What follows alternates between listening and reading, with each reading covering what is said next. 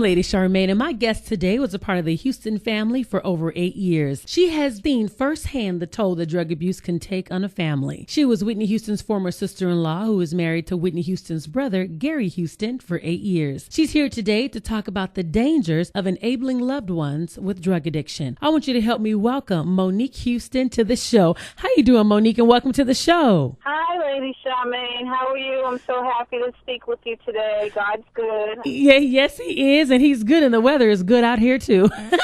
So that's a good thing. Well, I know that today we're going to be talking about a very sensitive topic, and we know that your former sister-in-law, Whitney Houston, who was a major icon, as the world calls her, she died recently of substance abuse, and you are speaking out about the dangers of enabling loved ones with drug abuse because you know firsthand you were married to Whitney Houston's brother. So can you kind of tell us how you ended up entering into the Houston family? Yes, I met Gary in 1986 in Boston at the Boston Commons. They had a concert series, and I met Gary through a mutual friend, and we instantly connected, and I learned some things about him right away, and we kept in touch after he left town. So now, wasn't he was also a basketball player, wasn't he? Yes, Gary went to the Final Four, I believe, in 1979. He played for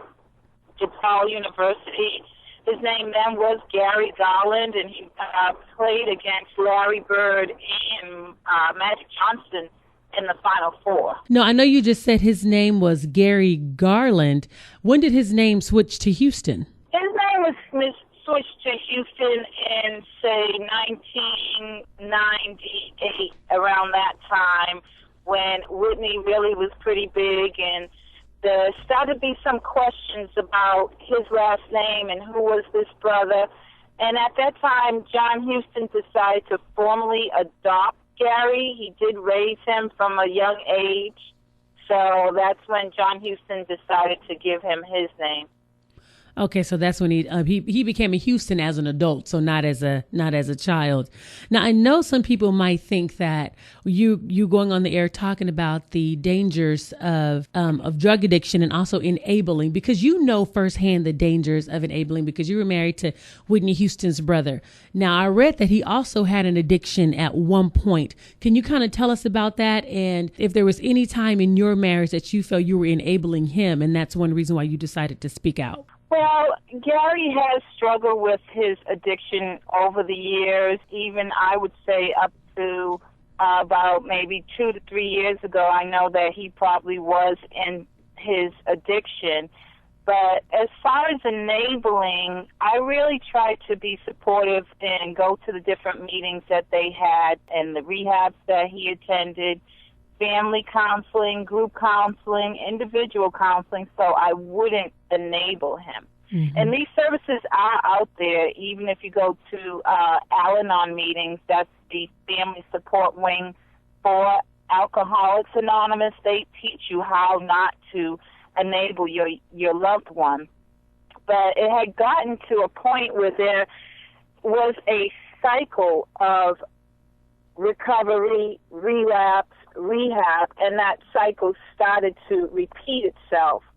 So the family enabled Gary in a number of different ways, but by always having a source of income, a place to live. He really wasn't hitting rock bottom, as they say, through his relapses and through the rehabs. When he would come out, he'd just be basically restored back to the point where he was when he relapsed the last time, the prior time.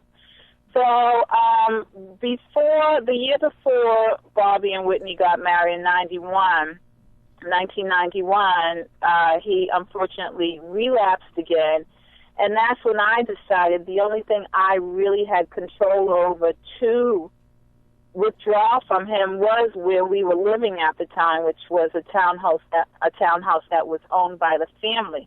Not only where he was living, but also, put a pause in our marriage as far as you cannot have the same access to me and our children if you're going to go through this repeated cycle of relapse. And with the last relapse that I was around for, it turned into a violent episode. So that's when I decided to lock him out the house.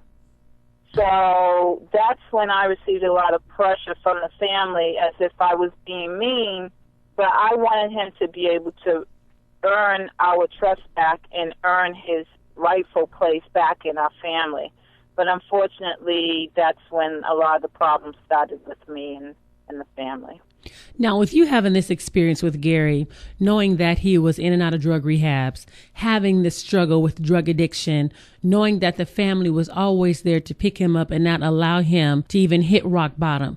Okay, now we know that Whitney was having her struggles throughout the years with drug abuse. Do you kind of see the same pattern that may have happened with Whitney before her death, that maybe they didn't allow her to really hit rock bottom, or they were always there enabling her? Because at the time of her death, we do know the people that were around her was, of course, her brother, her sister-in-law, her daughter, one of her relatives. I think that was also her assistant. Do you think that may have happened to her, just in your opinion? Well, over the years, there was always a pattern of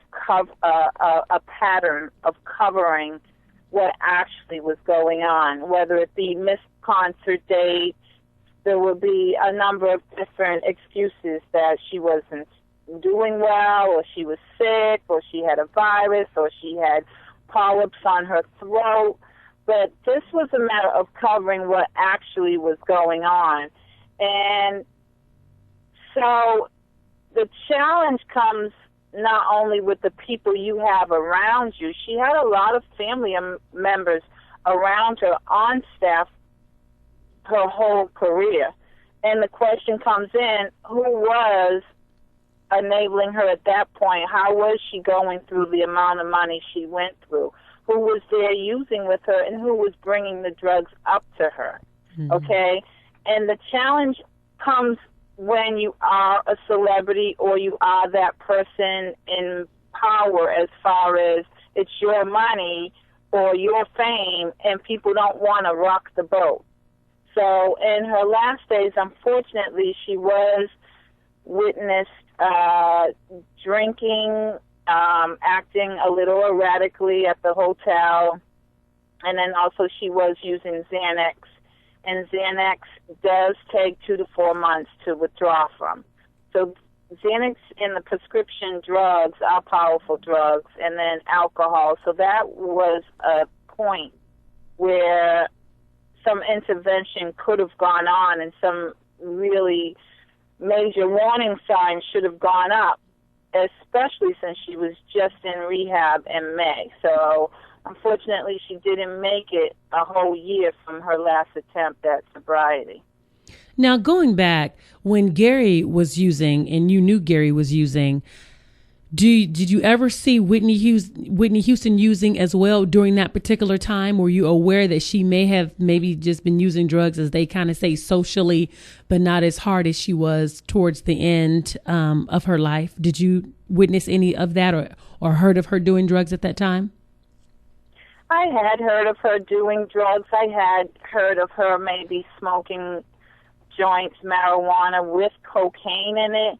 But there came a turning point, I would say around 2000, where something changed drastically. Any drug use is detrimental to your health, of course, but it looked like she had gone to a different level in her drug uses, as far as her behavior, as far as the loss of weight she showed, the way she was behaving, sweating profusely in public. You know, those are all signs of a different type of level of addiction, and possibly, unfortunately, free-base cocaine, in my opinion. Mm-hmm. So, no, I never did see her, and I wouldn't think that many people would unless they were using with her. Now, I know that there was like one of the biggest cover-ups that really, really hurt you, because you kind of felt like you were duped.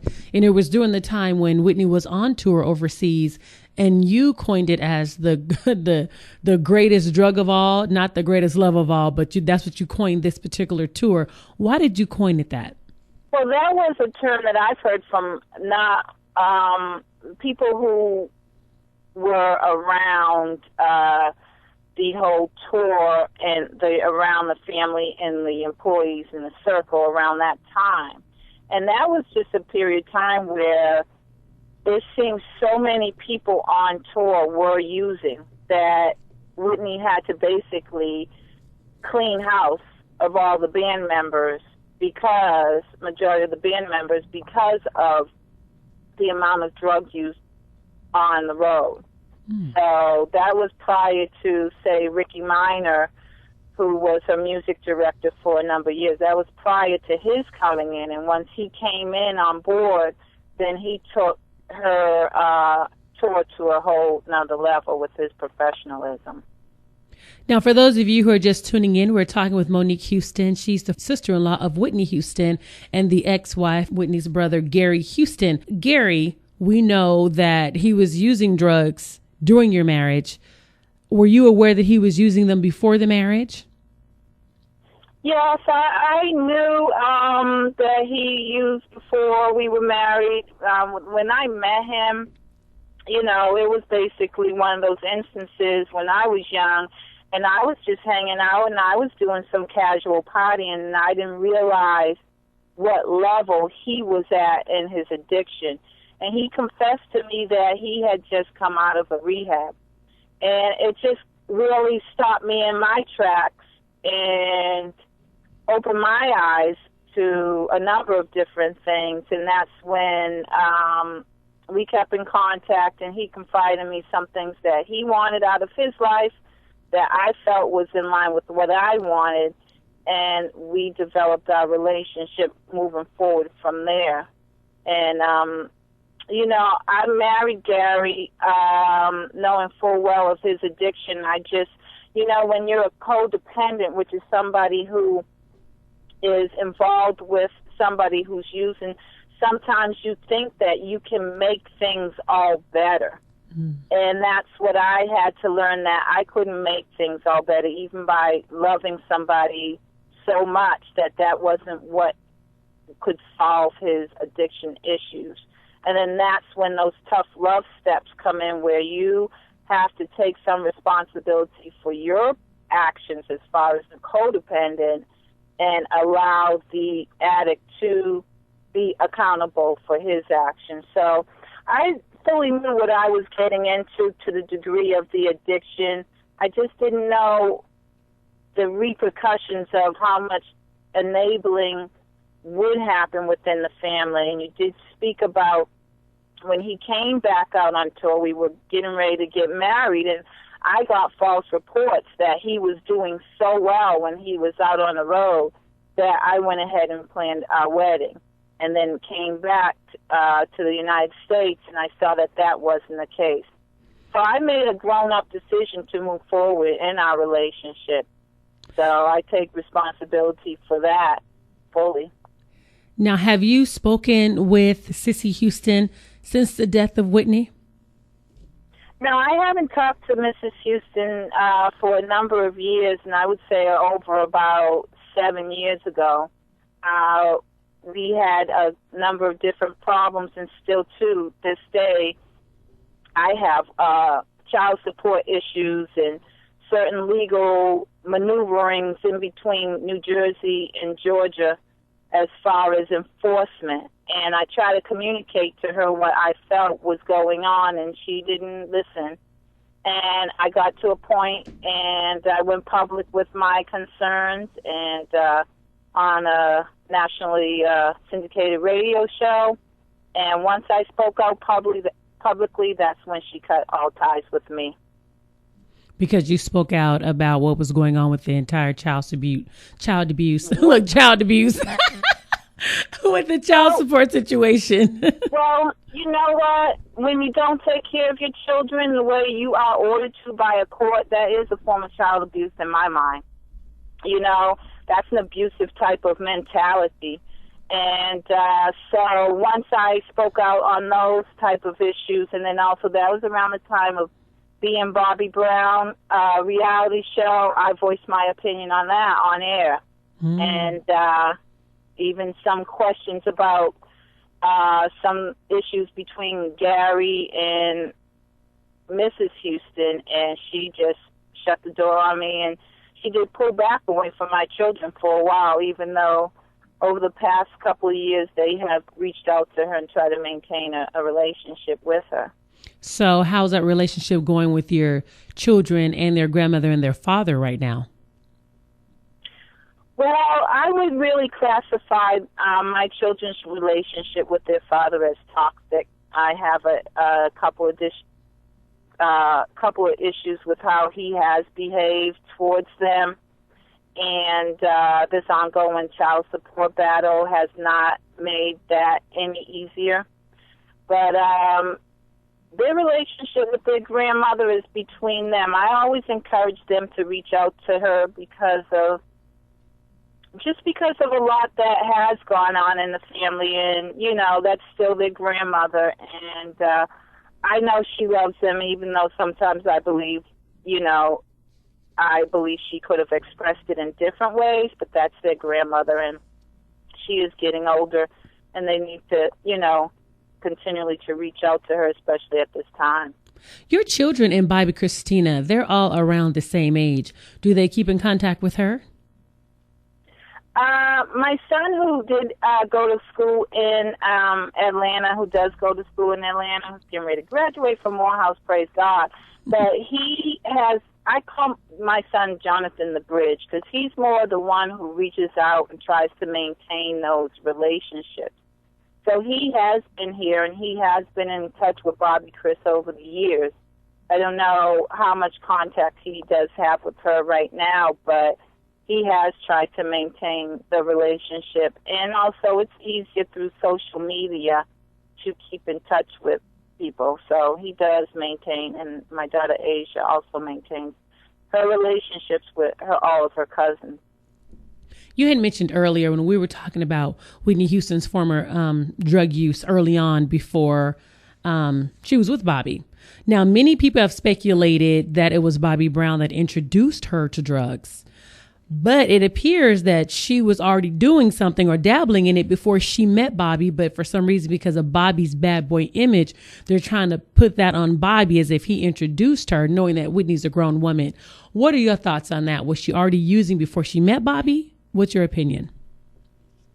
Well, I also voiced in the recent past that you cannot put that on Bobby Brown. She was using to some degree before she met him, but it was just convenient to allow the press to vilify him in that way, to take the focus off of what some of the real problems were. And if you look back over, even some of the pictures, they were healthy in the beginning of their marriage. And even when Bobby was incarcerated a couple of times, he came out, he was straight, so that you cannot put that on him. Somewhere along the line, the problems were intensified by, I can't say exactly who, but there were more people around her who were using besides just Bobby. So you definitely can't put that on him. And right now, I really would like to solicit prayer for him, because he's been through a lot. He lost his mother and father within the past year, and now to lose Nippy and then to not be able to reach his daughter at this time. It's been a challenging time for him, and it's time for people to stop looking at him like the source of all problems. Mm-hmm. He is a good father. He was at the funeral with his children when all that drama went on, and whatever pictures you see him comforting his children. So he has been in his children's life the whole time. So, it's time to stop pointing the finger at him. Mm-hmm. And this is a time when he needs extra support. Because you said the burden of being Whitney Houston killed Nippy. Why do you feel that way? I just think it was a huge image to live up to. The pop diva, this, articulate, international diva songstress who did cross over many different lines culturally. It was just a lot. It was just a portion of who she really was, And then once that little bit of that image started to crack, everybody tried to cover and not allow people to know exactly who she really was. And the media, I felt, came down on her really hard. In some ways, I feel the black community started to criticize her. And there was one point where she was referred to as Whitey Houston because she didn't use black promoters. And I even think that was one of the reasons why she was drawn to somebody like Bobby Brown, you know, because he legitimized her as a black woman. And even being with him made the black community embrace her once again. So there was just a lot of pressure on her to be a lot of different people to the people around her. You know, she had to be everything to her family. She had to be the pop diva to the media, and she didn't want to lose the embrace of the black community. So I just feel it was a lot of pressure. You mentioned when somebody called her Whitey Houston at one point, and even that well-known civil rights leader even attended her funeral. Were you surprised to see them at the funeral? No, I wasn't. You know, the people at the funeral were just basically a guest list of a lot of the same people who were invited to her wedding. You know, and I just, it was more of a guest list type of situation instead of really focusing on the people who were really close to her. Mm-hmm. And you mentioned Whitney and Bobby. You were talking about their love. And you even said they became the poster children for passion and dysfunction for black love. Why do you feel for passion and dysfunction for black love? Because I know that their relationship did play out in the media. We all saw it being Bobby Brown. We also read the newspaper, saw the news articles, him being arrested, her standing by his side. But why did you feel they were also the dysfunction for black love? Well, unfortunately, they've been through a lot of ups and downs in their relationship, and a lot of it did play out in the media. But, you know, you cannot say that they didn't love each other. And I just think that, you know, as we learn and grow as a people, you know, we sometimes do make mistakes. You know, we're recovering from not always having those positive images and that history of parenting that was passed down through generations, because that chain was kind of broken through slavery. So we're recovering, and they definitely showed a lot of affection on TV, but they also did unfortunately show a lot of the dysfunction. Right. But out of that, you know, therein lies some opportunity for learning and healing, and that's one reason why I am speaking out. That, you know, these are issues that plague not only famous people, but also people in every subculture in our country. So, you know, not only for the black community, it's a learning opportunity for many people of how to get the help you need and some of the steps you can take, being focused on healing within your family. Now, in the Houston family, we've seen now the generational curses, as we call them. We know that Gary Houston was addicted to drugs. We know that Whitney Houston was addicted to drugs. Then we saw in one of the tabloids, Bobby Christina also snorting cocaine on a mirror. Were you surprised to see that it had even gone down to Bobby Christina at such a young age? Surprise is such a term that's hard to put into words as far as that's concerned. It's just a cycle, and that's one reason why I am speaking out to try to heal a little bit. And I'm focused on the next generation, and unfortunately, these things happen in cycles. And not only is there Gary and Nippy and Gary, but also their brother Michael has and still today is struggling with addiction. So the children, the next generations, are the ones who are hurting behind all of this. So it's just a time to, you know, heal and find ways to help them not repeat the same pattern. Well, I know Whitney Houston has had all of her relatives basically around her during this particular time in her life as she was becoming a major icon. And I'm sure it was people who she really thought that she was able to trust. And there was basically 2 times in her living and in her death where I'm sure she thought there was people around her that she thought she can trust. One picture was given to the tabloids when she was pregnant. There was controversy over that. And now we have a new picture of her now in her casket that was also sent to the tabloids as well. But we know that she only has a certain amount of people around her and basically a couple of individuals that we know that she can trust. I want to get your opinion. Who do you think may have sent that picture to the tabloids? Because there's only a few people that had access to her in her casket at that funeral home. And I know that has been a big deal on who sold this photo. We may never know who sold it, but do you know who may have had access to take that picture? Oh, I believe they know who sold the photo. And that viewing was only immediate family. You know, they did say that this person, Raffles, sold the picture for $500,000. That doesn't make any sense to me that would happen. I would basically say that the people who managed her career or who were the closest had to know that picture was being taken.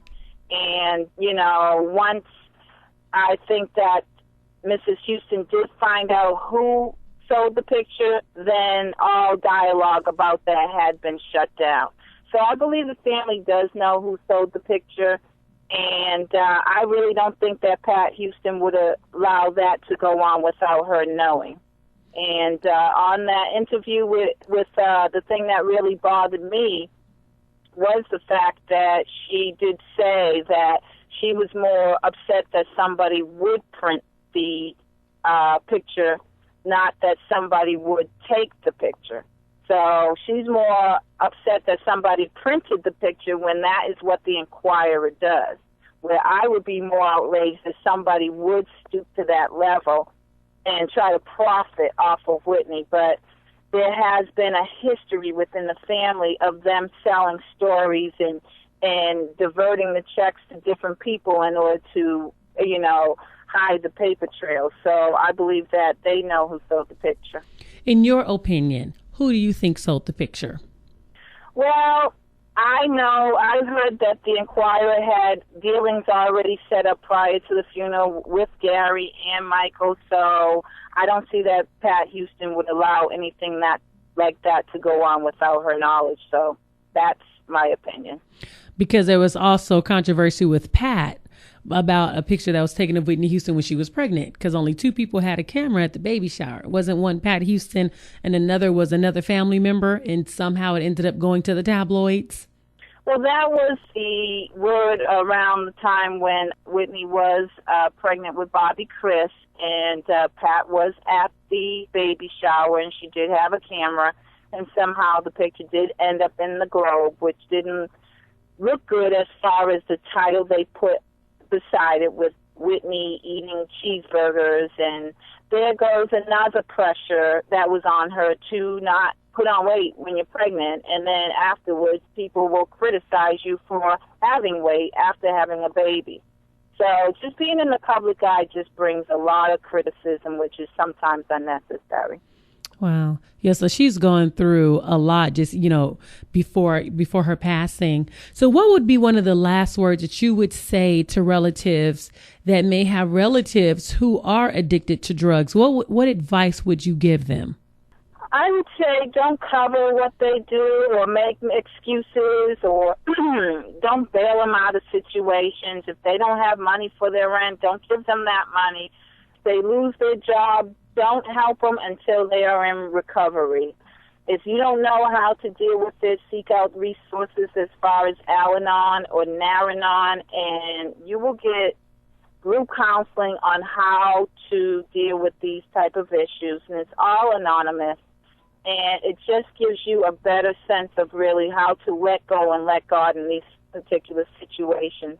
Sometimes codependents, the people around the addicts, try to clean everything up and make everything okay, and it's out of love, but it's not what the addict needs. the addict does need to fall and hit rock bottom and then have to pick themselves up and face reality. Well, I want to thank you so much for coming on the show and sharing those resources with us today. I really do appreciate it, and thank you for taking the time. Okay, Lady Charmaine, thank you. I so appreciate your time also. You're so welcome. Thank you again. Bye-bye now.